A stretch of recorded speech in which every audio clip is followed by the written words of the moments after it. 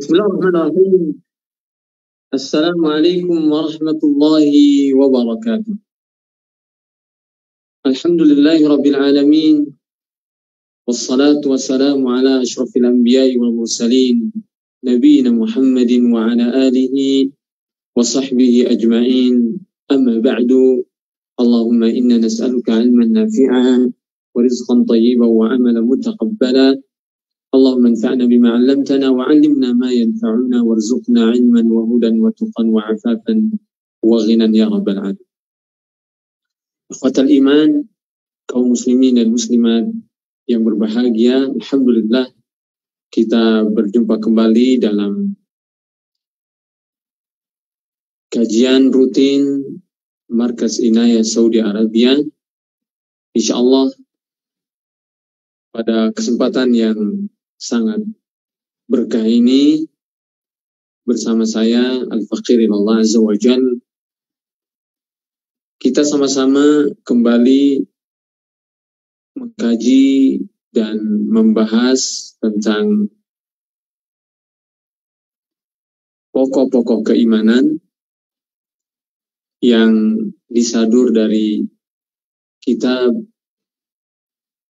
Syarah Usul Iman atau An-Nubzah fil Aqidah Al-Islamiyah karangan Syekh Muhammad Ibn Shalih Al-Utsaimin rahimahullah azza wa jalla. Mengingatkan bahwa pada pertemuan sebelumnya kita telah menyelesaikan pembahasan tentang dua kalimat syahadat. Syahadatu an la ilaha illallah wa ashhadu anna Muhammadan abduhu wa rasuluhu. Telah kita kaji segala hal yang terkait dengan dua kalimat syahadah yang agung ini, yang juga merupakan rukun Islam yang pertama.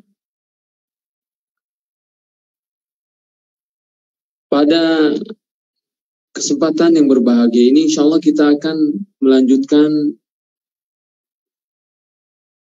satu pembahasan yang sangat penting, masih terkait dengan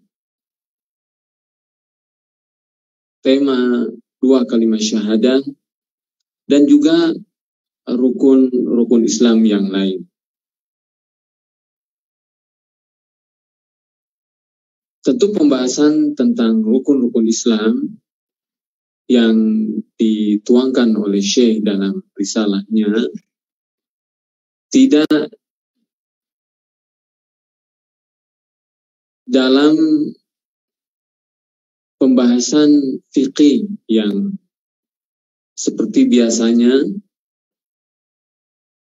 tentang salat, kemudian zakat, saum, dan haji. Namun pembahasan tentang rukun-rukun tersebut hanya singkat,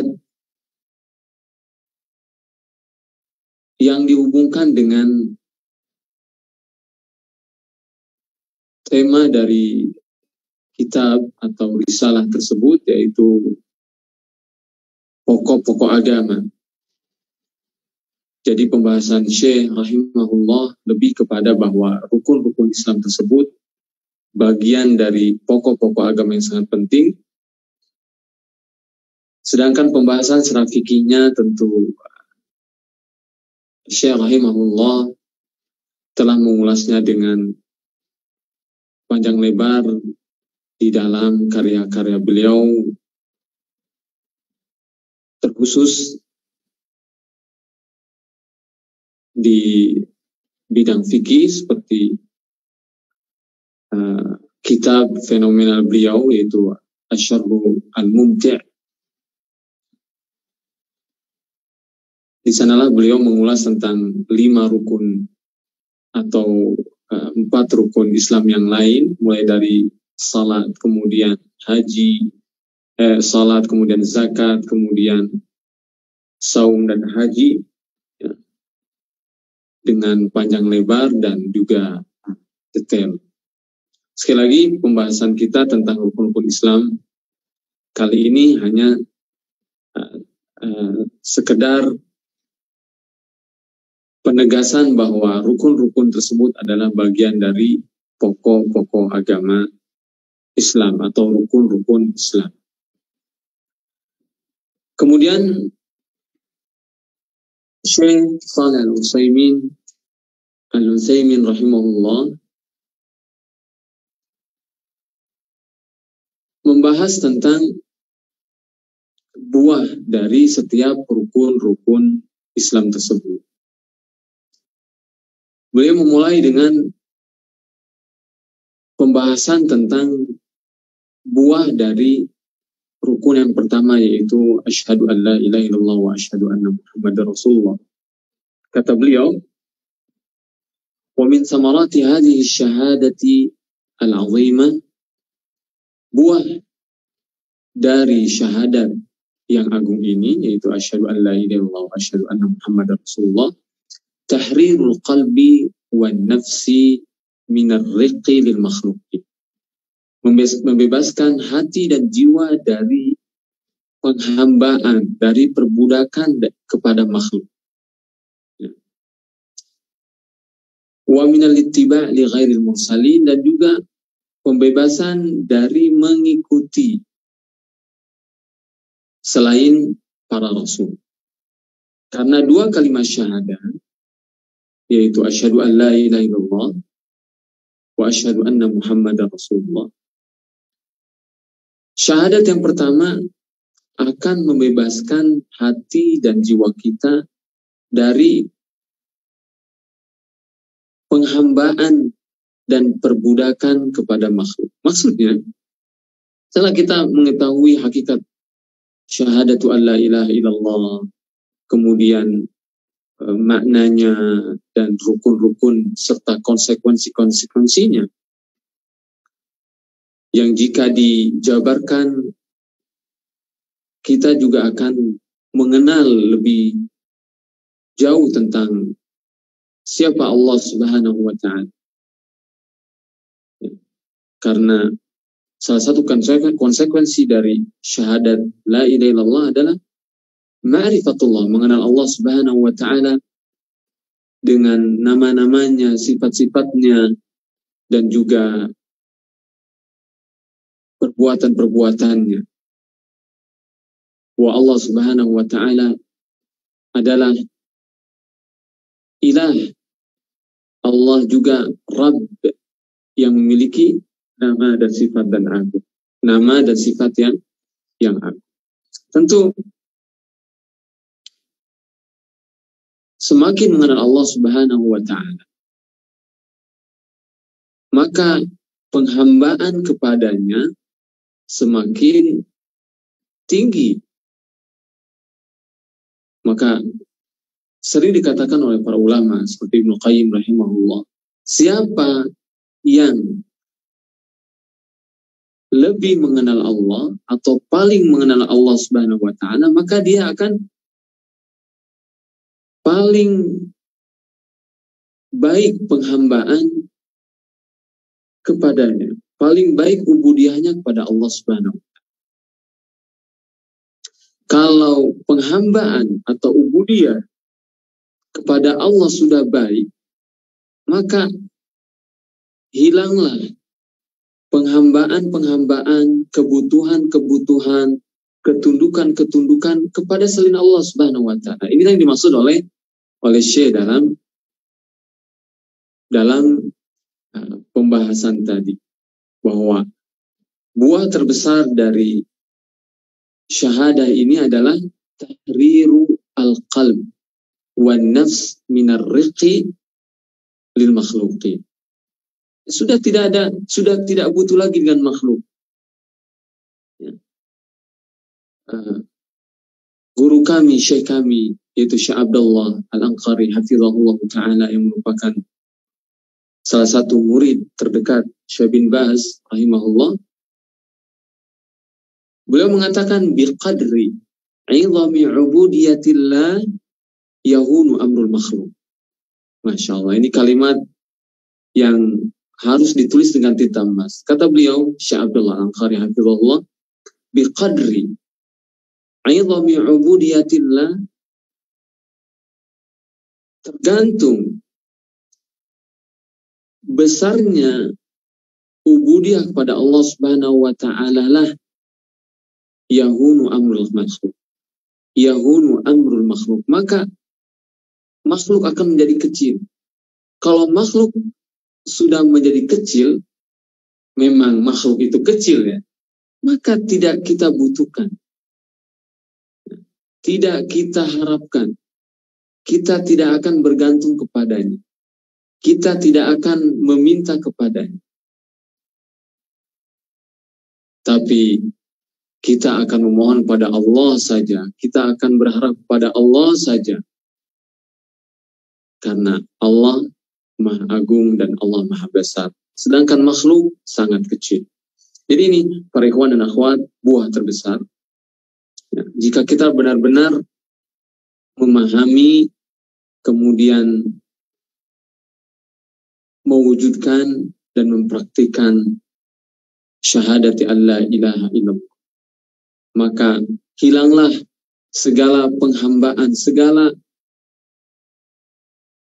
ketundukan, kebutuhan, pengharapan, ketergantungan kepada makhluk.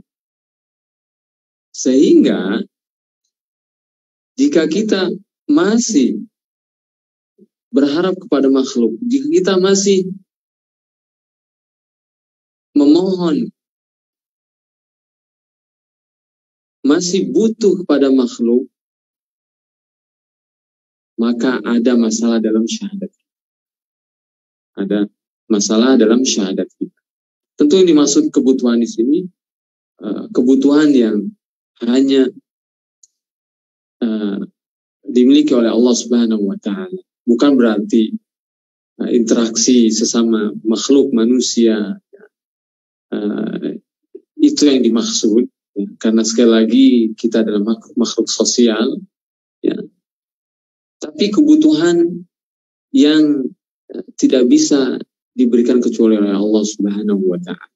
Dan juga seperti tadi ucapan Syekh Abdullah Anqari hafizahullah, bahwa semakin tinggi ubudiyah kepada semakin tinggi ubudiyah kita kepada Allah Subhanahu wa ta'ala, maka manusia dan makhluk lain sangat kecil, sehingga kita memang tidak membutuhkan mereka.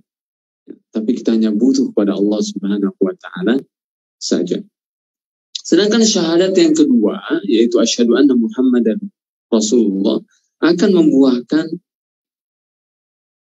totalitas ittiba. Ya. Totalitas mencontoh dan mengikuti Rasulullah Sallallahu Alaihi Wasallam, terutama dalam ibadah. Ya. Terutama dalam ibadah. Dalam menjalankan misi kita di dunia,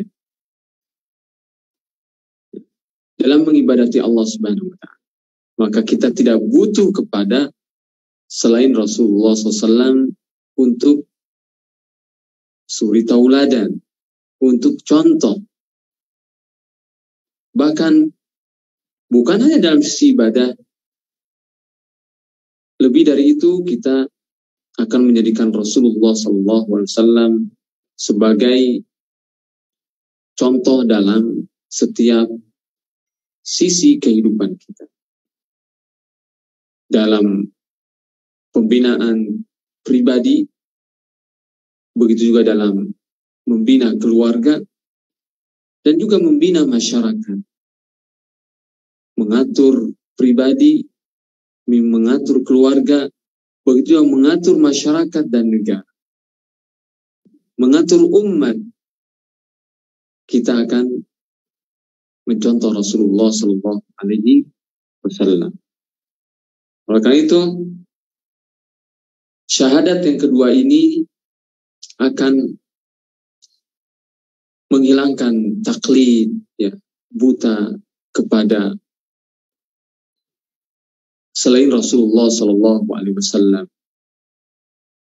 Apakah mereka guru-guru kita, apakah mereka kiai-kiai kita atau tokoh-tokoh kita, jika mereka tidak sesuai dengan Rasulullah Sallallahu Alaihi Wasallam tentu, maka tidak ada yang kita contoh, tidak ada yang kita ikuti selain Rasulullah SAW. Inilah buah terbesar dari dua kalimat syahadat yang dijelaskan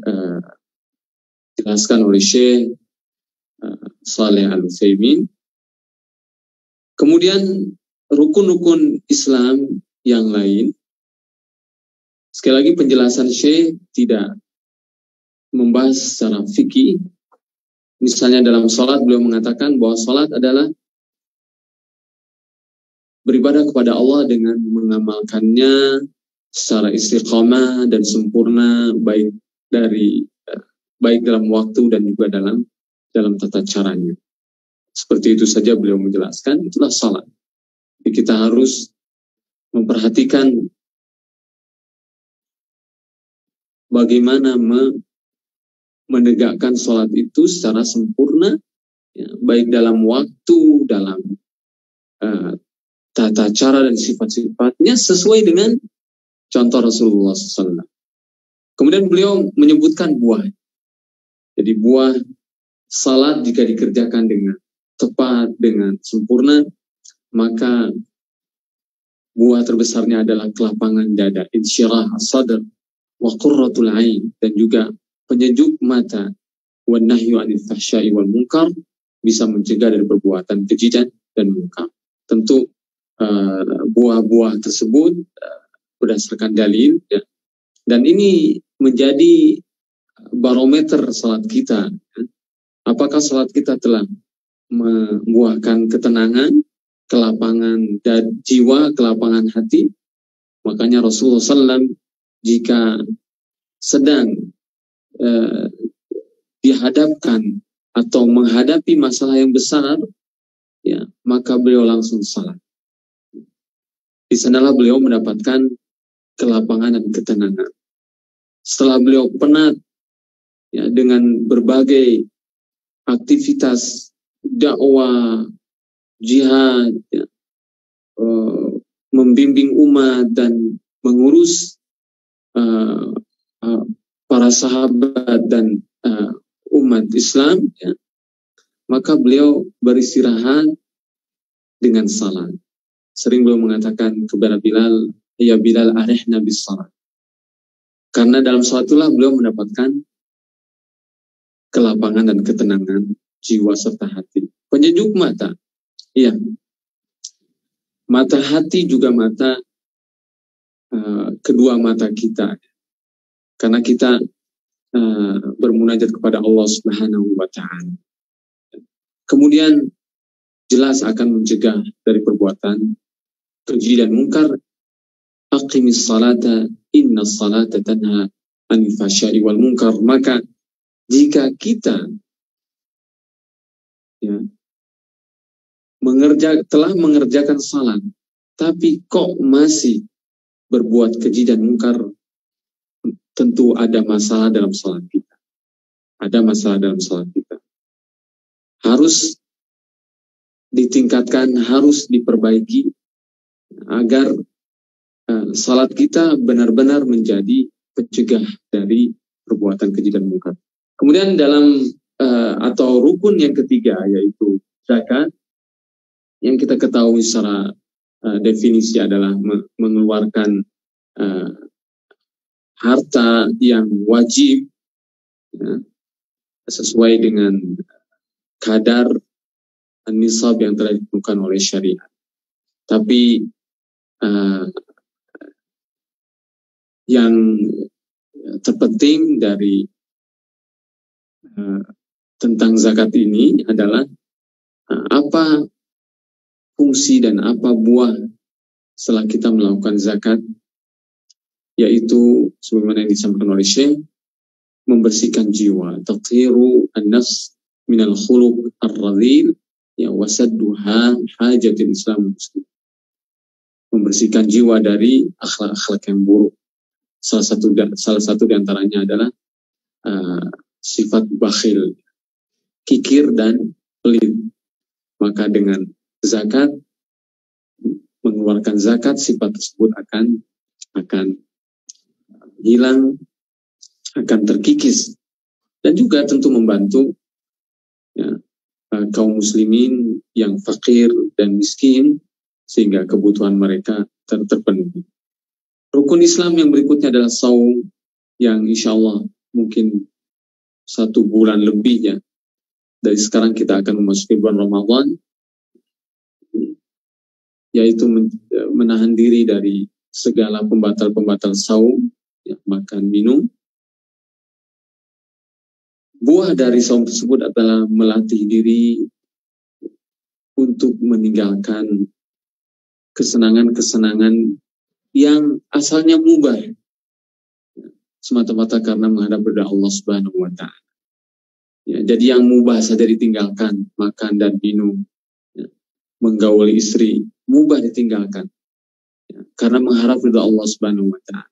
Maka seorang yang saum, insya Allah lebih mudah, lebih mampu meninggalkan hal-hal yang dibenci Allah Subhanahu wa Ta'ala. Orang yang dibolehkan saja dia tinggalkan, ya, semata-mata ingin mendapatkan ridha Allah Subhanahu wa Ta'ala, apalagi jika dia mengetahui ada yang dibenci Allah, ada yang haram, maka dia akan menjauhinya, ya, dia akan meninggalkannya untuk meraih ridha Allah Subhanahu wa Ta'ala. Haji pun demikian.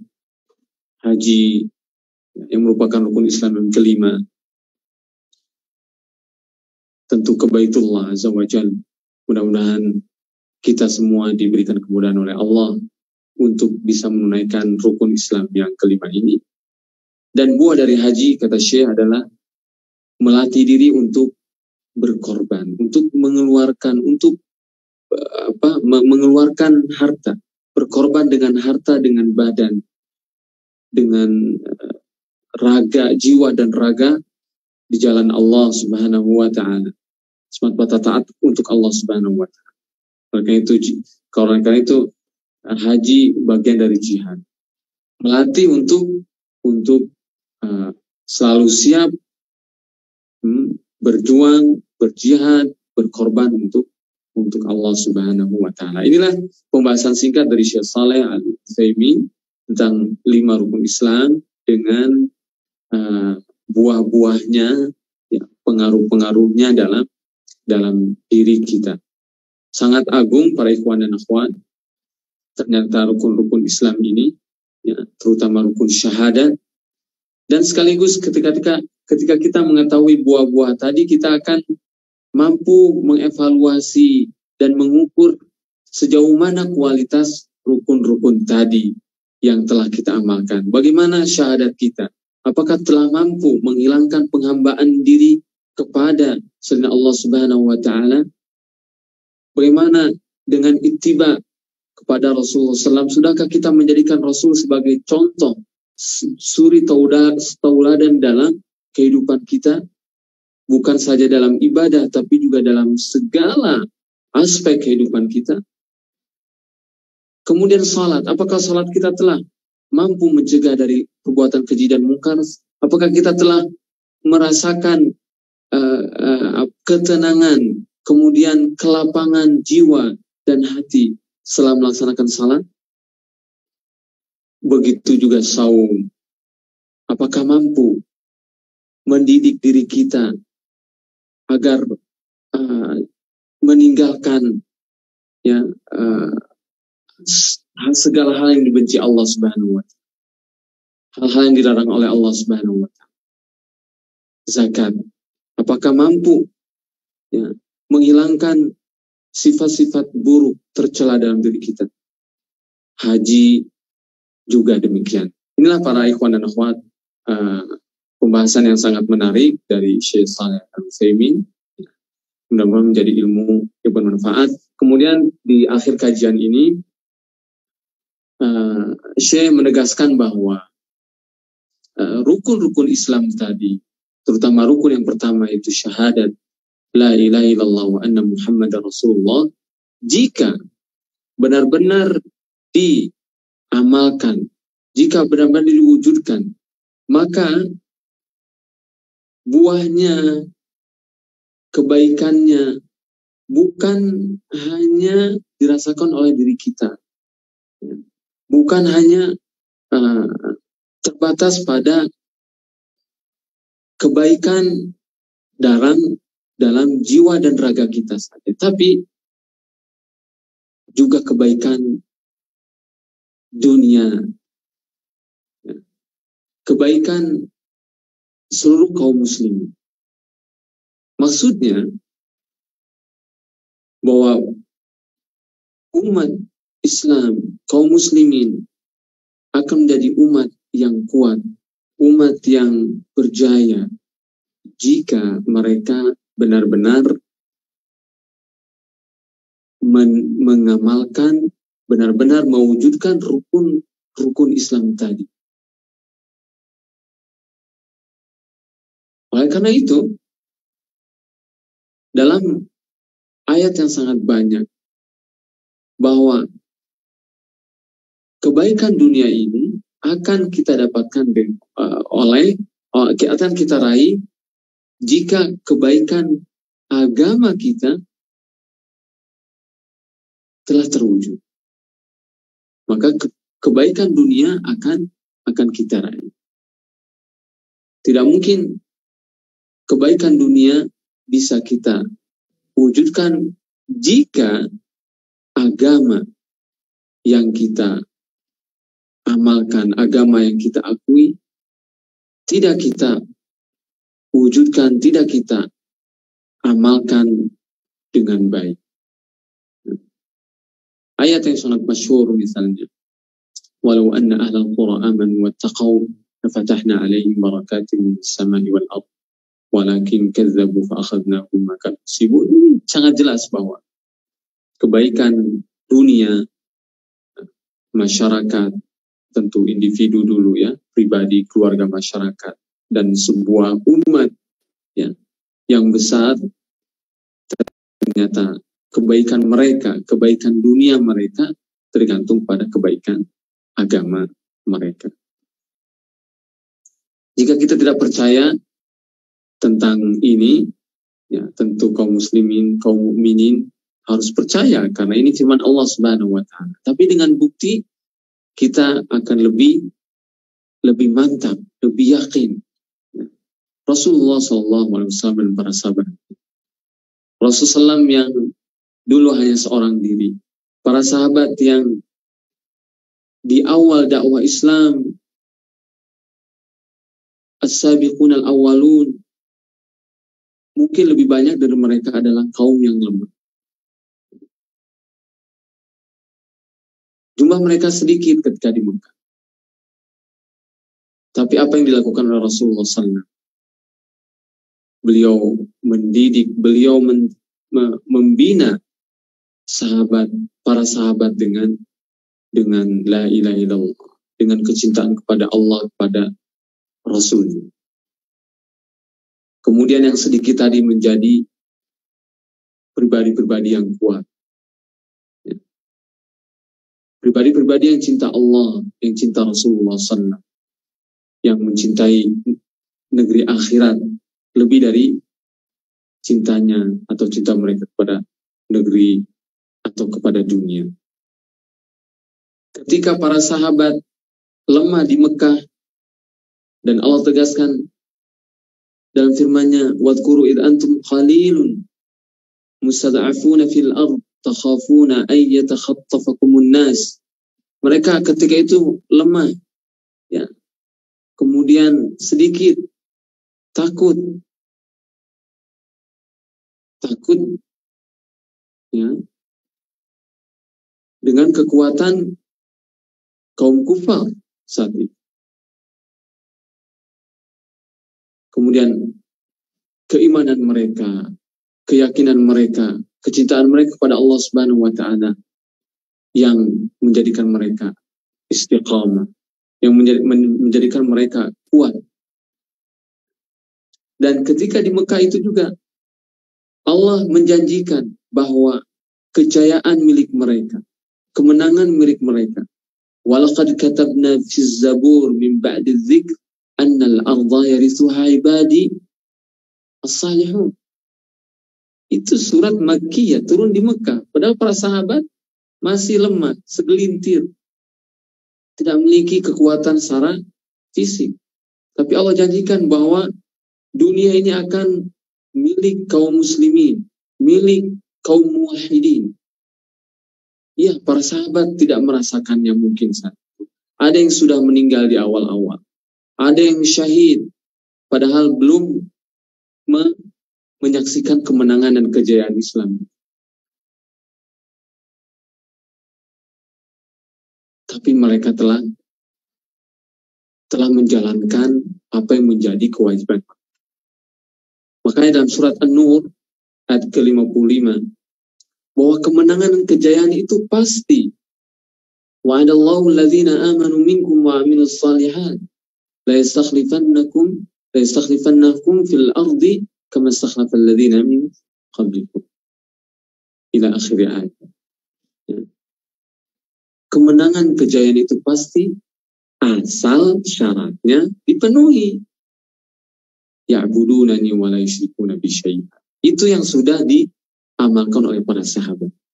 Ya, di antara mereka ada yang tidak sampai melihat kejayaan itu, tapi mereka telah memenuhi persyaratan. Dan begitu seterusnya lintas generasi, sehingga yang tadinya lemah menjadi kuat, yang tadinya sedikit menjadi banyak. Tapi bukan sekedar banyak seperti buih di lautan, tapi banyak dengan kekuatan iman, kekuatan Islam, kekuatan ihsan, kekuatan ubudiyah kepada Allah Subhanahu wa Ta'ala. Itulah syarat kejayaan, syarat kemenangan yang tidak lain adalah mewujudkan Islam dengan rukun-rukunnya dalam jiwa dan kepribadian kita. Mari jika kita mengukur satu persatu rukun-rukun Islam tadi dalam diri kita, kita ukur apakah sudah membuahkan dengan buah-buah yang tadi sudah disebutkan oleh Syekh, maka janji Allah itu pasti. Kita akan menjadi umat yang kuat, umat yang berjaya. Tapi masalahnya ternyata ketika kita mengukur diri kita saja, masih jauh. Ya, masih jauh, masih ada penghambaan kepada selain Allah.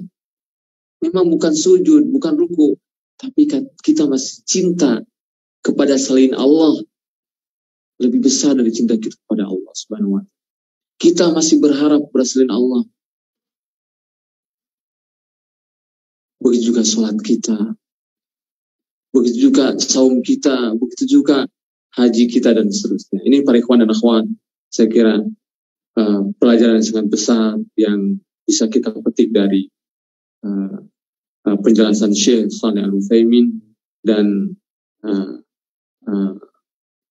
mudah-mudahan apa yang tadi kita kaji bersama menjadi ilmu yang bermanfaat dan juga amal saleh yang bisa kita terapkan dalam kehidupan kita sehari-hari. Kurang lebihnya saya mohon maaf, dan yang benar dari Allah Subhanahu wa Ta'ala. Insyaallah kita lanjutkan pembahasan tentang kitab ini atau risalah ini pada kesempatan berikutnya. Hadanallahu wa iyyakum ajma'in. Wa sallallahu wa sallam ala nabiyina Muhammadin wa ala alihi wa sahbihi ajma'in. Wassalamualaikum warahmatullahi wabarakatuh.